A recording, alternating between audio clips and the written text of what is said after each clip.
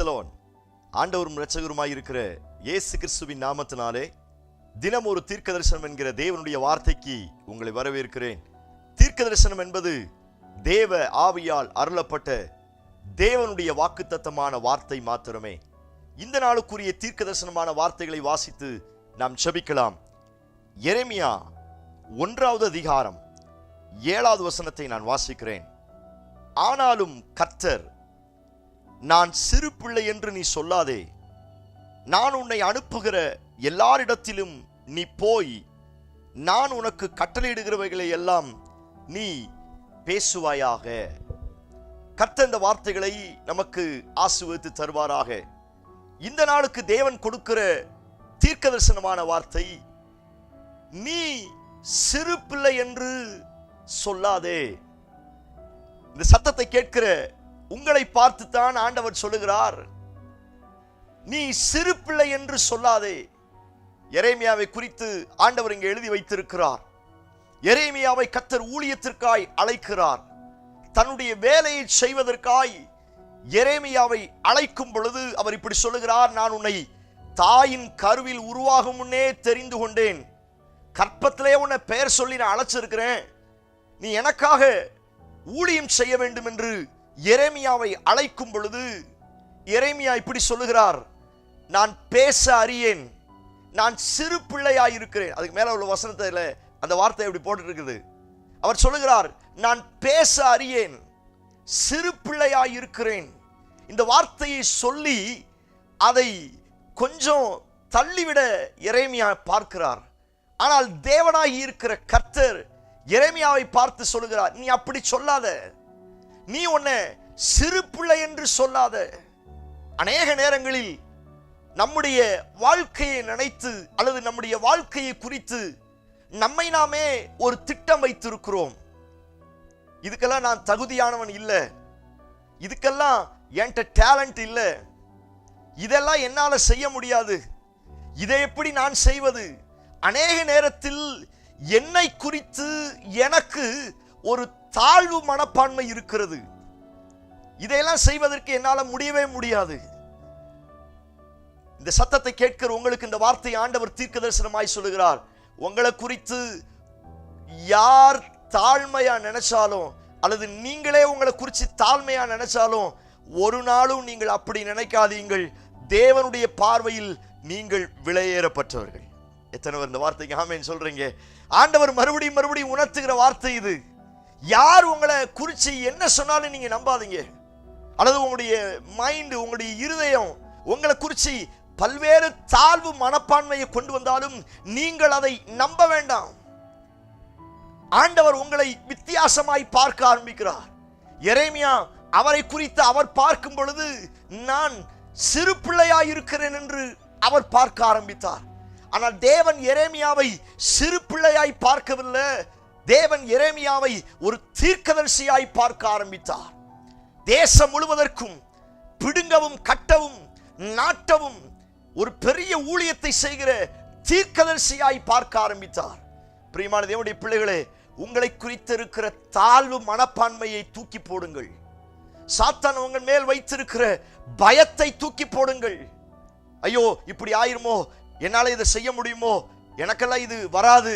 நான் சொல்லுகிறேன், இப்படிப்பட்ட தோல்வியான பேச்சிற்கு முதலாவது நீங்கள் இடம் கொடுக்காதிருங்கள். உங்களை குறித்து பரலோகம் பெரிய திட்டம் வைத்திருக்கிறது. உங்களை குறித்து தேவன் பெரிய திட்டம் வைத்திருக்கிறார். எரேமியா தன்னைத்தானே சிறு பிள்ளை என்று சொல்லுகிறார். எனக்கு பேச தெரியாது அப்படிங்கிறார். ஆண்டவர் அவர் தட்டி எழுப்புறார். எரேமியா, நீ சிறு பிள்ளைன்னு சொல்லாத, நீ சிறு பிள்ளைன்னு மாத்திரம் சொல்லாத. நான் உன்னை எங்கெல்லாம் அனுப்புறேனோ நீ பேசு.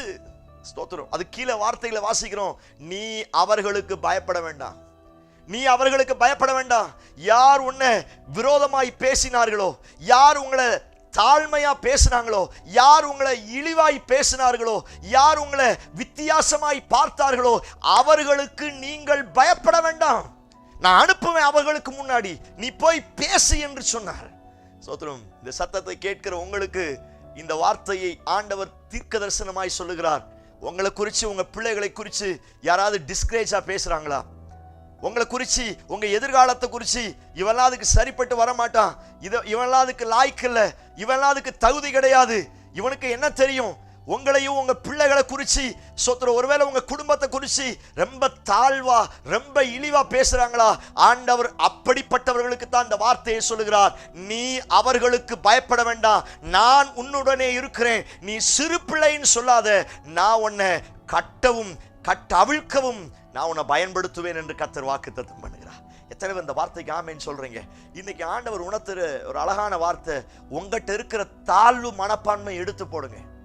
என்கிட்ட அழகு இல்லை, என்கிட்ட படிப்பு இல்லை, என்கிட்ட திறமை இல்லை, என்கிட்ட நல்லா ஜோம் பண்ண முடியாது, நல்லா ஒர்ஷிப் பண்ண முடியாது. நான் சொல்லுகிறேன், உங்களை நீங்களே நினைக்கிற அந்த தாழ்வு மனப்பான்மையிலிருந்து வெளியே வாங்க.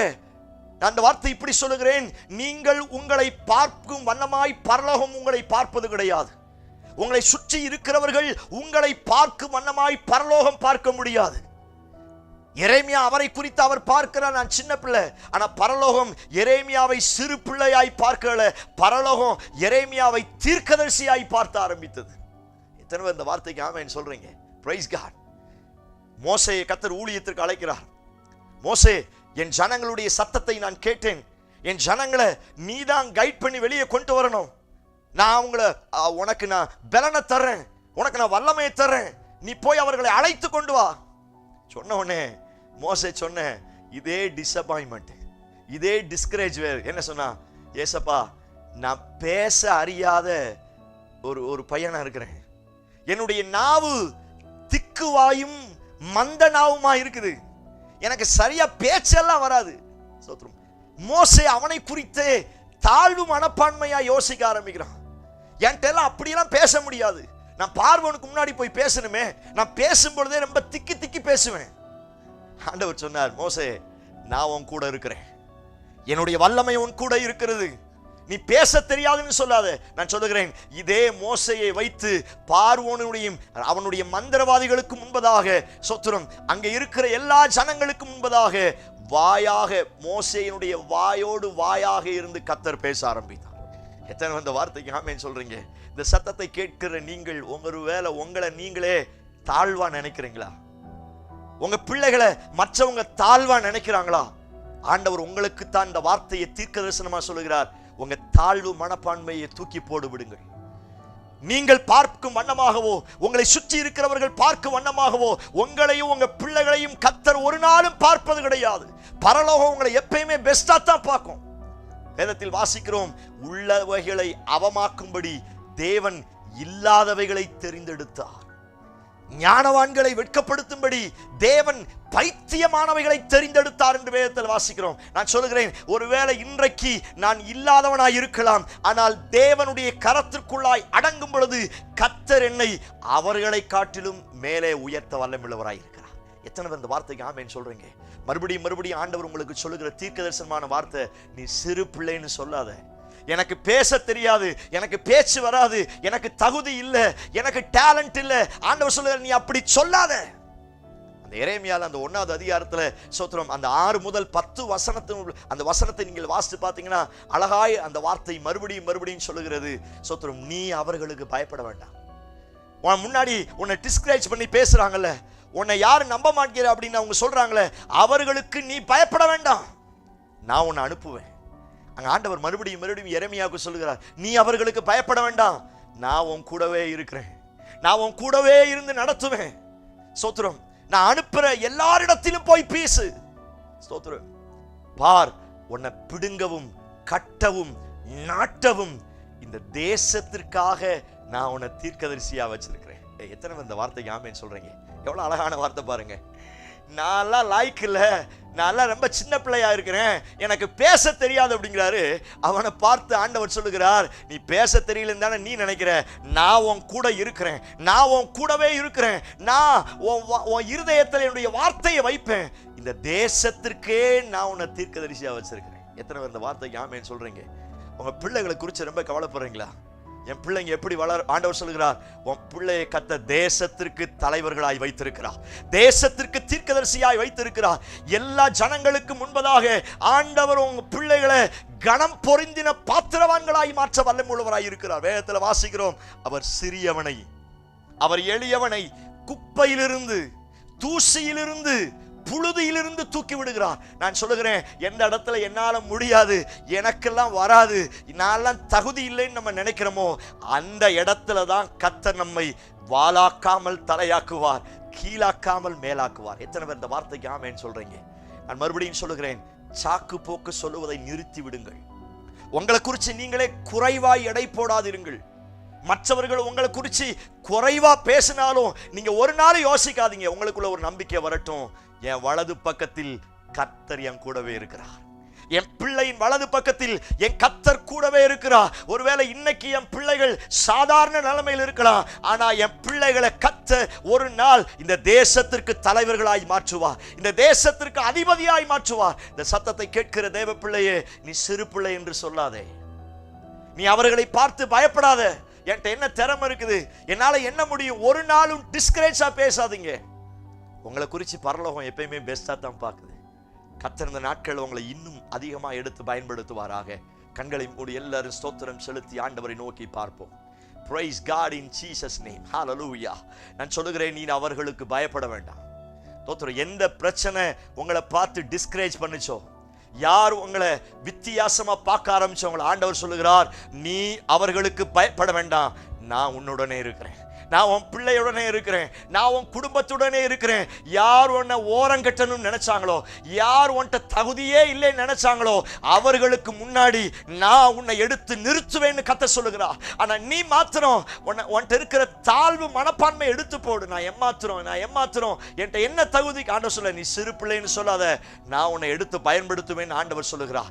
Price God. எங்களை நேசிக்கிற எங்கள் அன்பின் பரலோக பிதாவே, இந்த சத்தத்தை கேட்கிற ஒவ்வொருவருக்காய் செபிக்கிற ஆண்டவரே, யாரெல்லாம் தாழ்வு மனப்பான்மையில நான் எம்மாத்திரம் என்று அழுது கொண்டிருக்கிறார்களோ, அவர்களை எரேமியாவை தட்டி எழுப்பினது போல இன்றைக்கு அவர்களை தட்டி எழுப்ப போகிறபடினால் உமக்கு ஸ்தோத்திரம்.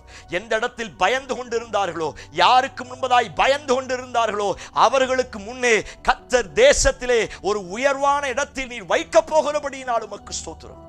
சத்தத்தை கேட்கிற ஒவ்வொருவரையும் நீர் கூட இருந்து நெக்ஸ்ட் லெவலுக்கு கர்த்தர் கொண்டு போகிறபடினால் உமக்கு ஸ்தோத்திரம். எப்படி செய்வீர் என்று நம்புகிறோம். இயேசு கிறிஸ்துவிடம் செபிக்கிறோம். ஜெபம் கேளும் நல்ல பிதாவே. ஆமென், ஆமென், ஆமென். தோல்வியை குறித்து பேசாதீங்க, என்னால ஒண்ணும் முடியாது அப்படின்னு பேசாதீங்க. நான் சொல்லுகிறேன், நீங்க பயப்படாம தைரியமா இருங்க. கர்த்தர் உங்க கூட இருக்கிறார். இந்த தேசத்திற்கே உங்களை தலைவராய் மாற்ற அவர் வல்லமையுள்ளவராய் இருக்கிறார். ஆமென். Praise the Lord. God bless you.